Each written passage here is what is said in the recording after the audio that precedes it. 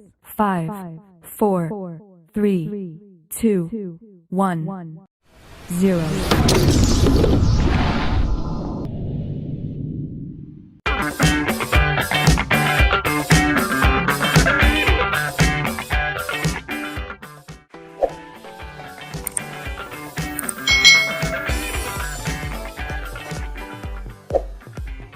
Hai. Selamat datang di channel YouTube Kak Citra. Apa kabar adik-adik semuanya? Apakah kalian siap belajar hari ini bersama Kak Citra? Hari ini kita akan belajar apa ya? Penasaran? Nah, kita belajar di tema 3, peduli terhadap makhluk hidup, subtema 3, ayo cintai lingkungan, pembelajaran yang ke-6. Mari adik-adik kita belajar dengan penuh semangat. Apakah adik-adik masih ingat cara bermain kasti? Ayo kita berlatih dan mengingat kembali permainan kasti. Permainan kasti akan berjalan dengan baik jika ada beberapa peraturan permainan yang perlu dipahami. Nah, beberapa peraturan permainan dalam kasti adalah sebagai berikut adik-adik. Yang pertama, jumlah pemain kasti tiap regunya adalah 12 orang, dengan salah satu pemain bertindak sebagai kapten. Nah, setiap pemain wajib menggunakan nomor dada dari 1 sampai 12 adik-adik, ditambah pemain pengganti atau cadangan sebanyak 6 orang. Waktu permainan dilakukan dalam 2 babak. Nah, tiap-tiap babak ada 20 sampai 30 menit. Di antara tiap babak biasanya diberikan istirahat selama 15 menit. Pertandingan kasti ini dipimpin oleh seorang wasit dan dibantu 3 orang penjaga garis dan 1 orang pencatat waktu. Regu pemukul, setiap pemain berhak memukul 1 kali, kecuali pemain terakhir. Nah, pemain terakhir ini berhak memukul sampai 3 kali adik-adik. Sesudah memukul, alat pemukul itu harus diletakkan di dalam ruang pemukul. Apabila alat pemukul diletakkan di luar, maka pemain tersebut tidak akan mendapatkan nilai, kecuali jika ia segera meletakkannya di dalam ruang pemukul. Pukulan dinyatakan benar apabila bola yang dipukul itu melampaui garis pukul dan tidak jatuh di ruang bebas dan tidak mengenai tangan pemukul. Regu penjaga itu bertugas mematikan lawan dengan cara melemparkan bola ke pemukul atau menangkap langsung bola yang dipukul melambung oleh regu pemukul. Membakar ruang bebas dengan cara menempati ruang bebas jika kosong. Pelambung itu tugasnya adalah melambungkan bola sesuai permintaan pemukul. Jika bola yang dilambungkan oleh pelambung tidak sesuai dengan permintaan pemukul, maka pemukul boleh untuk tidak memukulnya. Jika ini terjadi sampai 3 kali berturut-turut, maka pemukul dapat berlari bebas ke tiang pemberhentian yang pertama.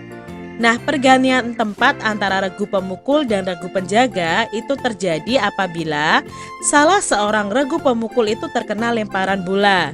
Bola pukulan regu pemukul ditangkap langsung oleh regu penjaga sebanyak 3 kali berturut-turut dan alat pemukul lepas ketika memukul. Jadi ini bisa terjadi pergantian antara regu pemukul dan regu penjaga.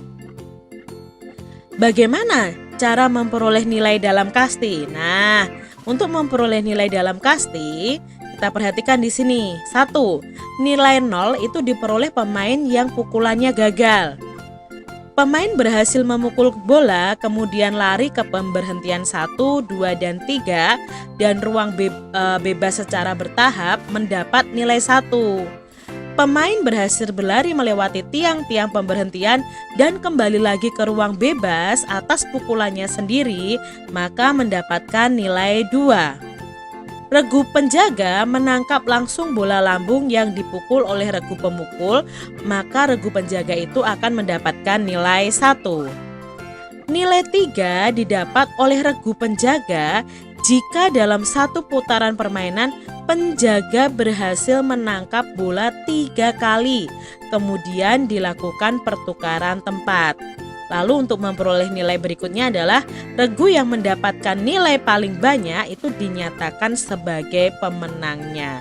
Nah, ini cara memperoleh nilai atau skor dalam permainan bola kasti.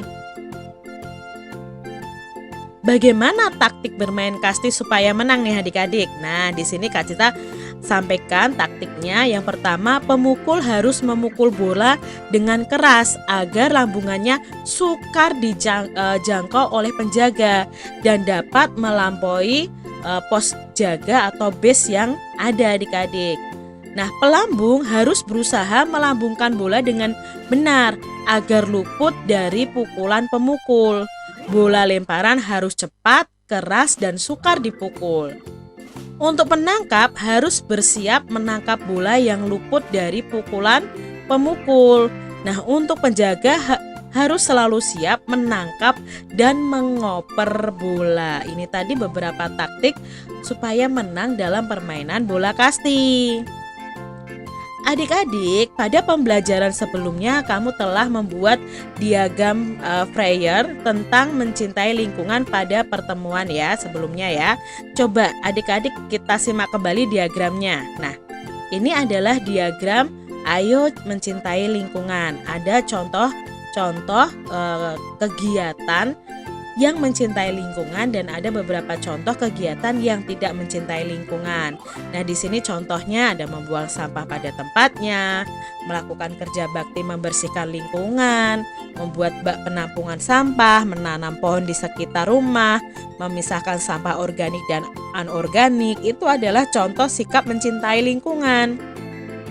Sedangkan contoh sikap yang tidak mencintai lingkungan adalah membuang sampah di sungai, enggan membersihkan lingkungan, tidak mau menanam pohon di sekitar rumah, membuang sampah sembarangan, tidak peduli kebersihan lingkungan. Nah, itu tidak mencintai lingkungan adik-adik. Lalu ciri-ciri orang yang mencintai lingkungan itu seperti apa? Nah, ciri-cirinya itu yang peduli terhadap lingkungan, yang membuang sampah sekecil apapun pada tempat yang telah disediakan, tidak senang apabila ada orang yang membuang sampah sembarangan. Ini adalah ciri-ciri orang yang mencintai lingkungan. Nah, kesimpulannya ini, mencintai lingkungan adalah kewajiban seluruh masyarakat. Dengan menjaga lingkungan, kita akan memberikan hak orang lain untuk hidup dengan nyaman di lingkungan kita. Nah, ini tadi diagram yang sudah kita buat dalam pembelajaran sebelumnya. Ayo adik-adik dicontoh ya sikap mencintai lingkungan. Demikian tadi adik-adik pembahasan kita di tema 3, subtema 3 pembelajaran yang ke-6. Semoga video pembelajaran ini bermanfaat ya untuk adik-adik semuanya. Dan sampai jumpa lagi di video pembelajaran Kak Citra selanjutnya. Tuhan memberkati. Jangan lupa tekan tombol subscribe, lalu tekan loncengnya, tekan juga tombol like, lalu share ke media sosial kalian. Jangan lupa untuk ikuti media sosial Kak Citra. Terima kasih.